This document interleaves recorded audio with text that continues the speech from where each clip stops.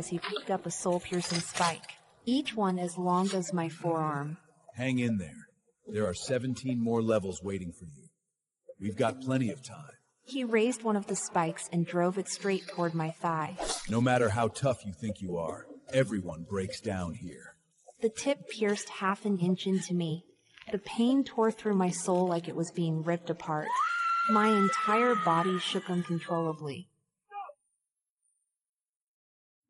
The moment my best friend learned the truth about my immortality and my enormous fortune, she hired a practitioner of dark sorcery and set a trap to have me killed and sent straight to the Underworld. All so she could take my life essence for herself. On the rooftop of a Manhattan skyscraper, I sobbed so hard I could barely breathe. Please don't kill me. I'll give you everything. The trust fund, all of it. Every dollar. I was terrified of dying. Truly, utterly terrified. Because my ex-husband, the one who ruled the underworld, had sworn the day I left him that if he ever saw me again, he would throw me into the lake of fire, peel my skin, tear me apart piece by piece. Vanessa, we've known each other for 10 years. I've always been good to you. Please, just let me go. I'll transfer everything to you, please. I dropped to my knees on the rough concrete of the rooftop, my dignity shattered, nearly smashing my forehead against the ground as I begged. Vanessa let out a cold laugh. The pointed tip of her designer heel tilted my chin up. I don't just want your money, she said. I want your endless life. Aren't we best friends? What's yours is mine. If you really care about me, then give it all to me. She shot a look at the black-robed sorcerer beside her. He understood immediately. Grabbing a fistful of my hair, he dragged me toward the edge. 33 stories below, a demonic-packed circle had already been drawn in blood. If I fell and died, everything would go exactly as they planned. I would not even have the chance at reincarnation. Vanessa had made sure of that. No revenge. No lingering spirit. She intended to erase me completely. The freezing New York wind slammed into my face as I struggled, clawing backward. But her greed had already spiraled out of control the moment she learned my secret. She rushed forward and, together with the sorcerer, kicked me over the edge.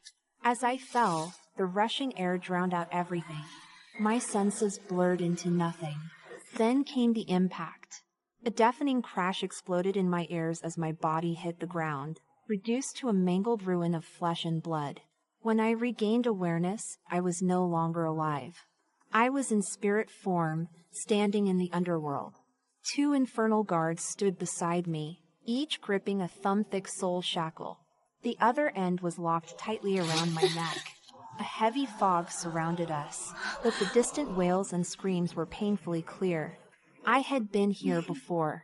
This was the entrance to the gates of hell, and I had my damned ex-husband to thank for that. Back when I tried to leave him, he had dragged me here himself, eyes burning red, just to scare me. He never actually threw me in, but now I was about to be erased for good. I was murdered! I cried, struggling not to be dragged forward. I didn't do anything wrong! One of the guards, a man with a thin mustache, pulled a barbed whip from his belt and lashed me without hesitation. The pain tore straight through my soul. I collapsed instantly, unable even to scream. Listen, he said coldly. I don't care where you're from. Once you're in our hands, you're done. If it was a choice between immediate damnation and taking a gamble, I would take the gamble. What if Lucien still remembered me? What if there was even the slightest chance? He'd show mercy? Anything was better than soul obliteration. My voice trembled as I forced the words out. I know you're Lord of the Underguild. I know Lucien. I want to see him. The 2 guards exchanged a glance. Then the whip came down again. This time, I felt something inside me crack. A fracture ran through my very soul, and I couldn't speak another word. The mustached guard spat at me. You think you get to say His Majesty the Underlord's name just like that? I don't care how you learned it. Keep your head down unless you want more pain. Powerless, I was dragged forward like a dead animal. The other guard, who had been watching quietly, looked uneasy. What if she's telling the truth? What if something goes wrong? The mustached guard scoffed. What's there to be afraid of? That sorcerer said she's no saint. There's no record of her in the Ledger of Souls. Picked up a few tricks of dark sorcery, that's all. Of course she'd know His Majesty's name. You're too soft. If the higher-ups can't find her, then it's not our problem. We're getting paid. Let's move. No point dragging this out. At that point, I understood everything. They had been bought off by Vanessa and that sorcerer. Guards of hell, taking bribes to do something like this. When I saw the towering gates of hell ahead, carved with grotesque demonic figures, a deep, uncontrollable terror shook my soul. The guards cast a spell, and the massive gates began to open slowly. My heart sank into despair. Then suddenly, a voice rang out from behind us, drawing closer. New arrival? Has she gone through the judgment process yet? My heart lurched. I recognized that voice. Cole, a high-ranking Reaper, and he knew who I was. I stared at the tall figure emerging from the mist, my heart pounding as I forced out his name. Cole? The moment I spoke, a hand clamped over my mouth. One of the guards dragged me behind a massive rock, silencing me before I could say another word. Through the haze, I watched as Cole was stopped by the mustached guard. Panic surged through me. I struggled wildly, only to be struck hard in the lower back, the blow knocking the air out of me. The mustached guard quickly pulled out a pack of Marlboros, his face breaking into a sycophantic grin. Lord Cole, what brings you here today? Got something good from the human world, strong stuff. Want to try one? Cole brushed dust off his black coat, clearly irritated. Cut it out. I asked you a question. Has that wandering spirit gone through the judgment process? The guard swallowed, his confidence faltering. Yeah, of course. We wouldn't dare skip procedure. You and Selena have been swapped lately, right? Go ahead, take a break.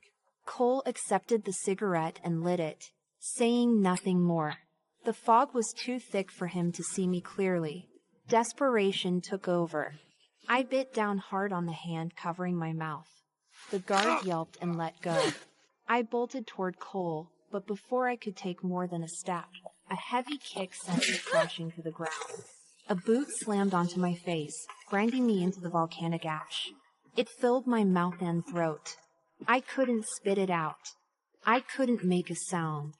Thankfully, the commotion caught Cole's attention. He stepped closer. What's going on over there? The guard I had bitten pressed his foot down harder in retaliation, as if trying to crush my skull. Nothing serious, just a restless spirit, still struggling even after getting this far. You know the type. None of them are innocent. No need to dirty your hands. Cole paused, then stopped approaching. Be careful. Every one of them was a criminal in life. No mistakes. Send her in. With that, he turned and disappeared back into the mist. And just like that, whatever hope I had left died with him. The mustached guard bowed and scraped until Cole was gone. The moment he turned back, his expression twisted with anger. He rushed over and kicked me several times, then raised his whip and lashed out again and again, venting his fury. It didn't take long before my soul was covered in wounds, barely holding together, unrecognizable. Finally, he grabbed my chin and forced my face up. You little bitch. Almost ruined everything for us. Don't worry. Once you're inside, I'll take real good care of you myself. I was thrown into the first circle of hell like a piece of trash. This level was reserved for the thousand-spike torment. Everywhere I looked, there were iron maidens and racks of torment. Souls were, bound to them, each body pierced by thousands of steel needles, like grotesque human pincushions. Here, souls were not allowed the mercy of destruction, which meant the screaming never stopped. A chill ran through me as I forced out the last of my strength, my voice shaking. I really do know, Lucien, if you treat me like this, and he finds out, won't you get away with it? It was mostly a bluff. Lucian would not care whether I lived or died. If anything, he probably never wanted to see me again. Otherwise, he would not have given me ageless immortality, leaving me alone in the human world, unable to age, unable to die. He was making sure I would never come back here and bother him. Once I crossed this threshold, the guards no longer saw me as a threat. The mustached guard patted my face mockingly, his grin cruel. What's wrong with you? Watch too many Hollywood dramas? You think someone like you gets to even think about His Majesty, the Underlord? My head was knocked to the side. A wave of nausea hit me, and I coughed up a mouthful of black mist. My soul felt thinner, more transparent. They strapped me onto a rack of torment. The mustached guard grinned as he picked up a soul-piercing spike, each one as long as my forearm. Hang in there. There are 17 more levels waiting for you. We've got plenty of time. He raised one of the spikes and drove it straight toward my thigh. No matter how tough you think you are, everyone breaks down here. The tip pierced half an inch into me. The pain tore through my soul like it was being ripped apart. My entire body shook uncontrollably. A voice cut through the air. The spike was yanked back out. I gasped, forcing my eyes open to see who had arrived. It was Harris, the warden of the pit for this level. I remembered him. Back when Lucian had dragged me to the gates of hell to scare me, Harris had been there, trying to calm him down. Your Majesty, the Underlord, the Consort Queen is just being impulsive. There's no need to be so angry. You might hurt her. Hope flared inside me again. After all these years, maybe he still remembered. Harris? Warden Harris? It's me. Please, help me.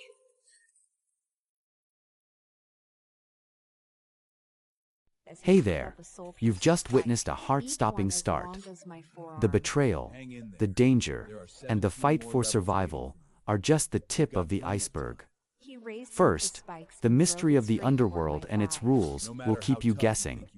Second, the characters' complex relationships, like the ex-husband, who might still hold a grudge, add so much drama. Third, there are powerful sorcery and dark forces at play, making every scene intense. Fourth, the protagonist's struggle for justice and to clear her name is incredibly compelling. And fifth, the shocking twists and turns will leave you on the edge of your seat. Head back to the homepage to watch the rest of the series and uncover all the secrets.